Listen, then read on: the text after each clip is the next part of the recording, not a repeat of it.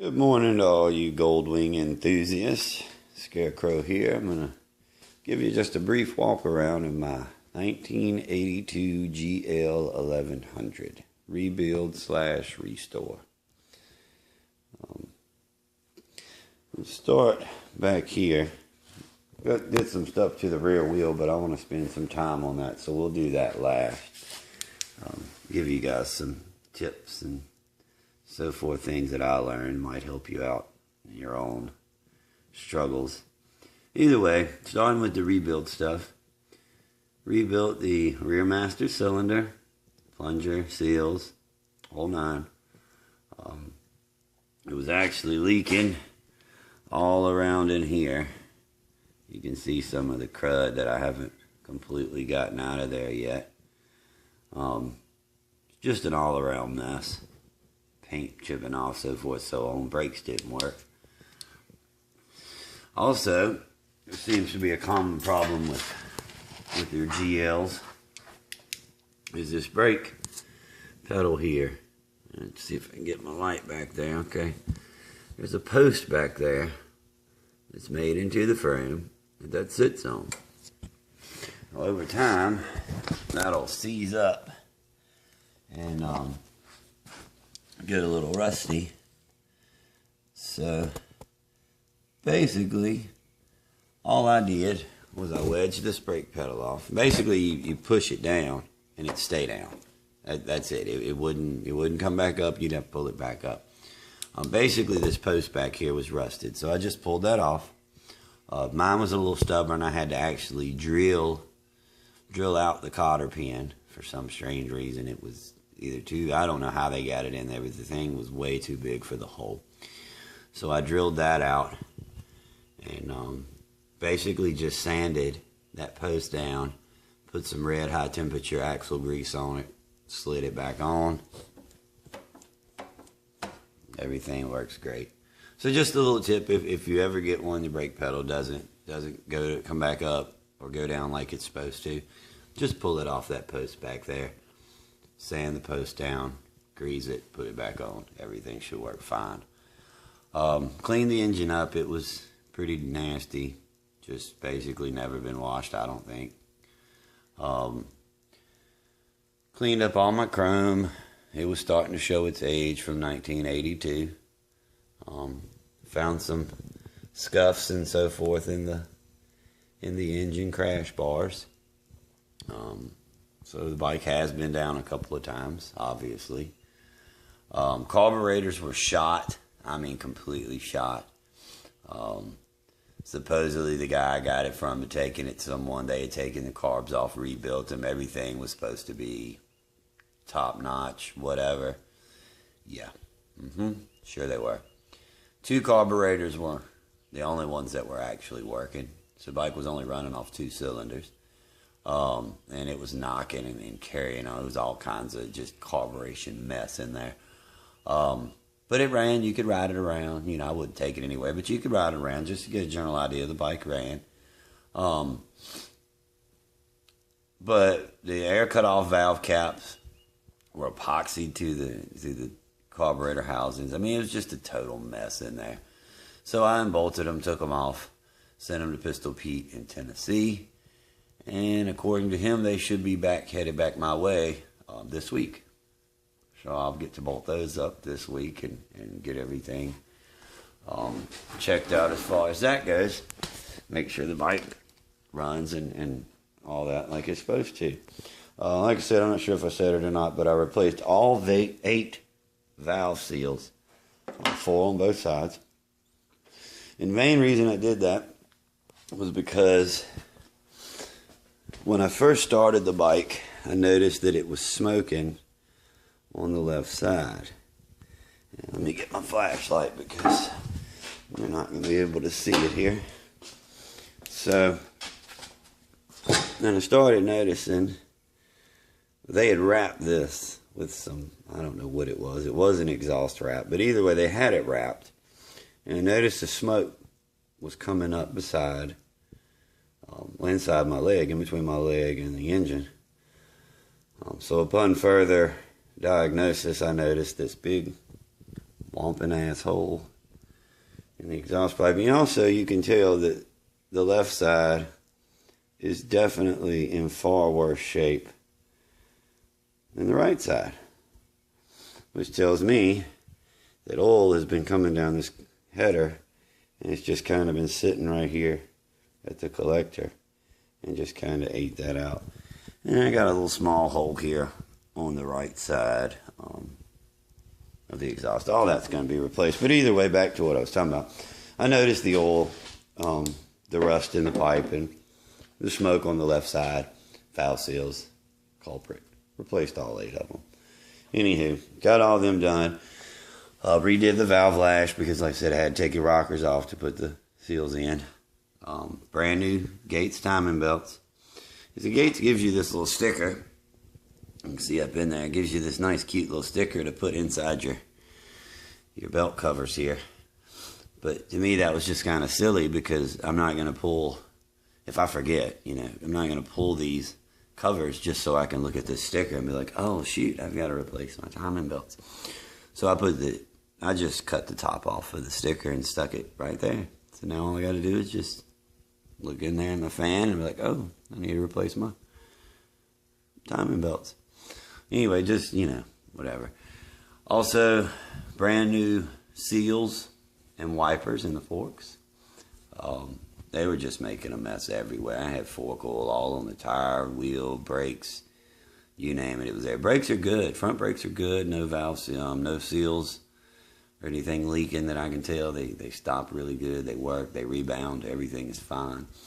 I do have to find some copper crush gaskets to go in the damper assemblies up underneath the fork sliders there. The ones that were in the bike obviously have been there, been taken off a couple of times, and they just weren't sealing anymore. Just crushed to the point of no good. And they were leaking fork oil as well.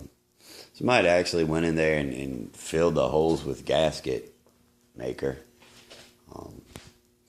Didn't really work out too well for them. Also up here on the throttle, I went ahead and replaced both throttle lines, the push and pull line. And this little clip to hold the wires together, but these new aftermarkets are a little bit smaller diameter than the factory cables. So I just put a little black zip tie in there to kind of hold that all together. Cleaned up my instrument panel. It had those chrome crap on there, but like I said, it's a 1982 that had been neglected, so all of that was pretty much starting to show its age. But I did salvage these bottoms. They cleaned up fairly nicely for 1982.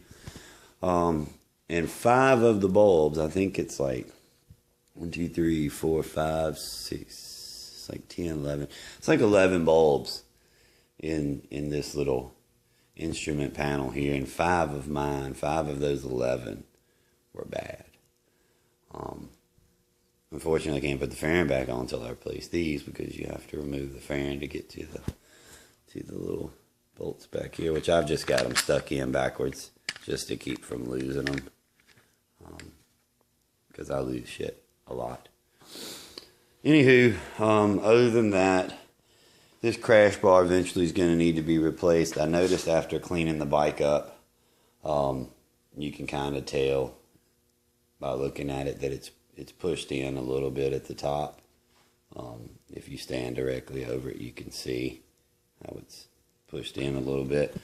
I noticed when I was cleaning these up yesterday that you can't really see it on the video, but the previous owner had definitely took this thing down hard, and actually went a little ways with it on its side.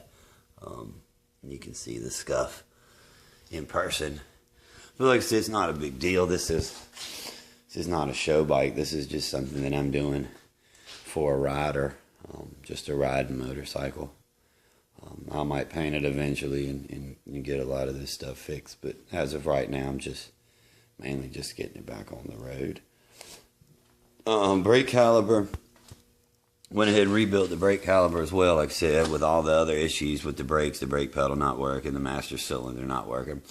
I went ahead and rebuilt the brakes too. Brand new pistons, brand new O-rings, seals, the whole nine. So basically, the whole rear brake assembly is practically brand new except for the housings themselves and the brake lines. I am going to upgrade to the stainless steel brake lines. These are the original 1982 rubber brake lines. They're still holding pressure. They're not flared. They're not swollen. There's no bubbles or anything like that in them. So as of right now, they're going to be fine.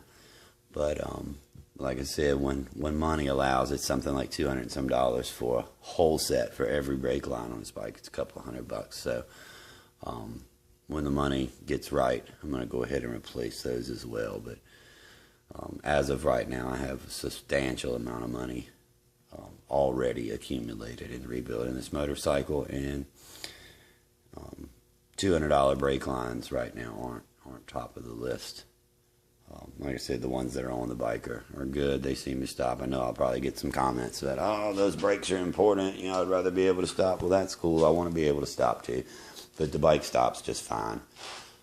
I'm mainly a solo rider, a one-up rider, so I'm not too awful worried about being able to stop with the old brake lines. Because, let's face it, I've already ridden the bike, so I know it stops.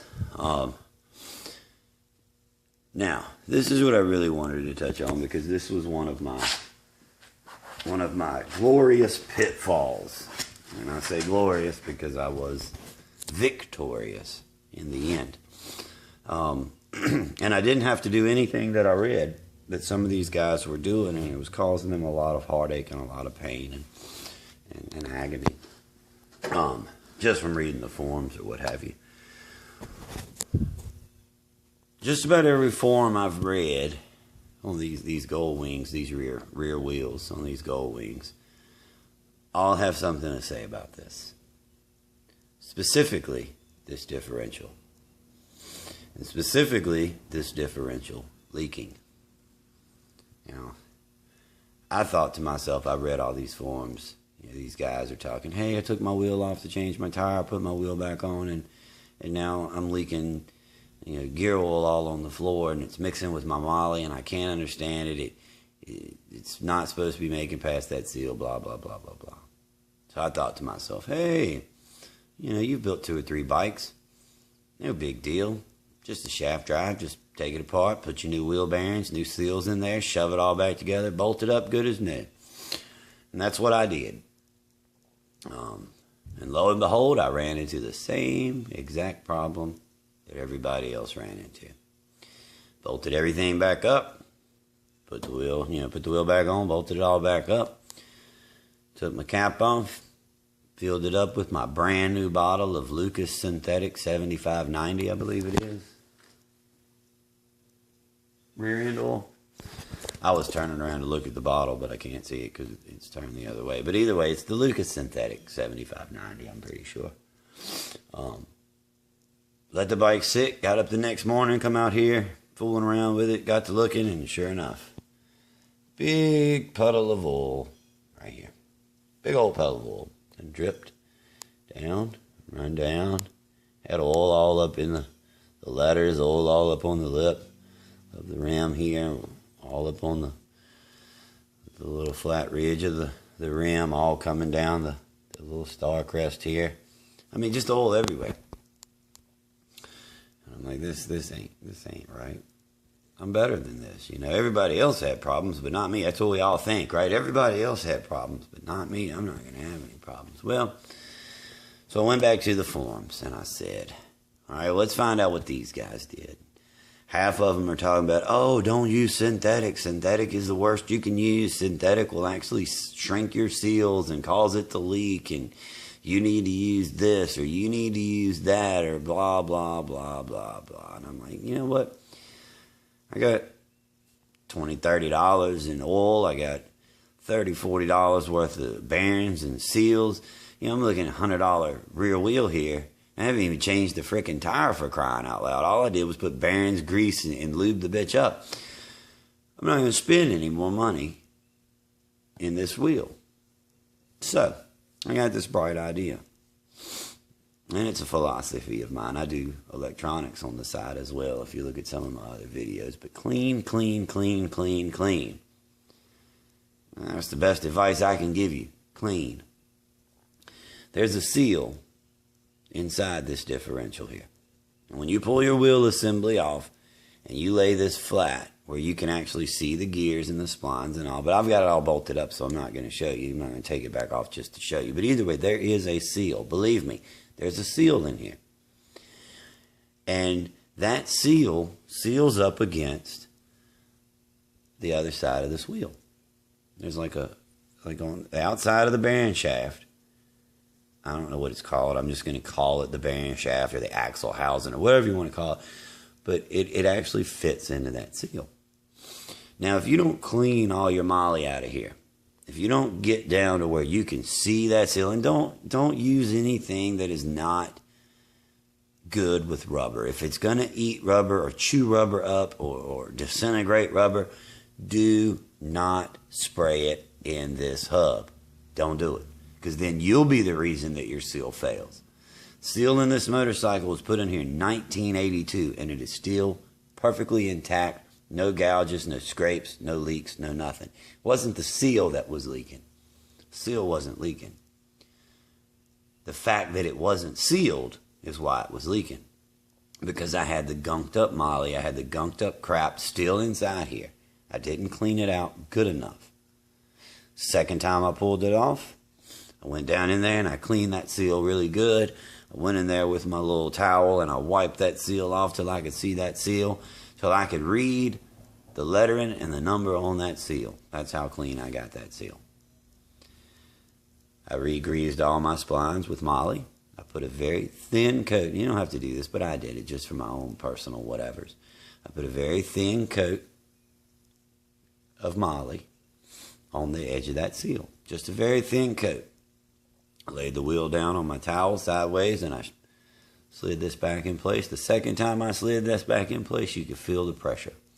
You could feel the pressure of it sealing. It was trying to restrict me from pushing this hub all the way down into the wheel. That was 2 days ago. I filled it up with oil. And there you go. No leak. So, I know this is a long video. I know I got long-winded on this rear end. But this rear end would have costed me a lot of money had I listened to a lot of these guys on these forums. Buy new oil, do this, send it off, have his seal redone, do that, I would have spent a lot of money trying to get this thing to stop leaking. And that's what's synthetic now. That's Lucas synthetic in there, and it's been sitting here for 2 days. I've rotated the tire several times. Nothing. Nothing. No leaks, no nothing. That is with synthetic oil in the original 1982 seal. So for all the guys out there that are saying the synthetic oil is going to shrink your seal, that might be true. It might be a complete, total fact that certain synthetic oils will leak your seals. Me personally, I've never had it happen, never heard of it until I started reading these forums, and I don't believe it. I don't believe it. Like I said, it could be a fact, but me personally, I'm going to be stubborn on this, and I'm going to choose not to believe it. However, what I will believe is that if you just take this wheel off, change your tire, change your bearings, what have you, and put this wheel back on. And that's all you do. Just take the wheel off, change the tire, put it back on. Or take the wheel off, change the bearings, change the seals, put it back on. I guarantee you it will leak once you refill your rear end. I guarantee you it will leak if you do not clean the grease out from around those seals and get it good and clean and put a new coat of grease on it. It's going to leak.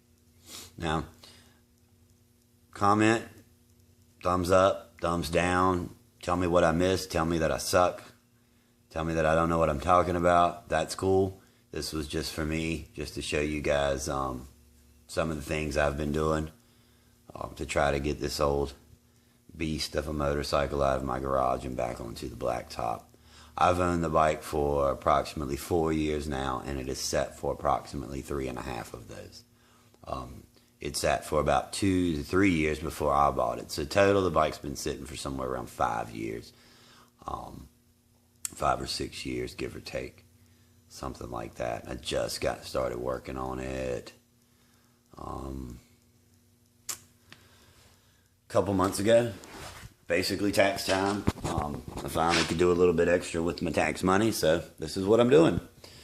Got my fan over here, had the tape player in it. Took that out, put my little pouch on there. Just a regular old 82. I'm going to cut the windshield down here. Once I get all that squared away, bags, crash bars, passenger, floorboards, so forth and so on. And like I said, I've got my air shocks over here that I'm going to start rebuilding. Right here. Factory air shocks. The rear left shock, as you can see, has a bad seal. So we're going to have to rebuild them. And we're going to go ahead and put in some new bushings. I'm not going to go with the progressive springs like everybody else is talking about. I'm sure it's a great upgrade to the bike, but I'm just going stock. I'm just going to replace the seals and the O-rings in here and just let it ride like it is. The air suspension does a really good job for me. I'm about 180 pounds. My wife's about 130, 140. And neither one of my children are triple digit figures yet, so it should be fine with the regular air shocks. Also, I've got my light bar that I'm doing some work to. I had to take it completely apart. There are the surrounds down there. I'm going to have to strip those. The chrome was super bad, so I'm going to strip those and repaint them. These are about all the chrome pieces from the bumper surround that I could actually save, and this is just the little tail license plate holder. I've got I don't know if you can see it, but I put a memoriam on there from my grandfather. He basically raised me, so I wanted to give him a little bit of acknowledgement there as I ride around. Also, World War II veteran, so I might do some veteran things on there too. These are all some of these are scratched. The little valances that go over your marker lamps. All drag specialties crap, just aftermarket. Lens, stuff like that. But either way, hopefully I'll get the surround fixed, get it back on the bike, and get it up and running here in the next couple of months. So, like I said, give me a thumbs up, give me a thumbs down, tell me what I missed, tell me that I suck, tell me whatever. Just really bored and figured I'd give you guys a walk around this morning. Have a great day.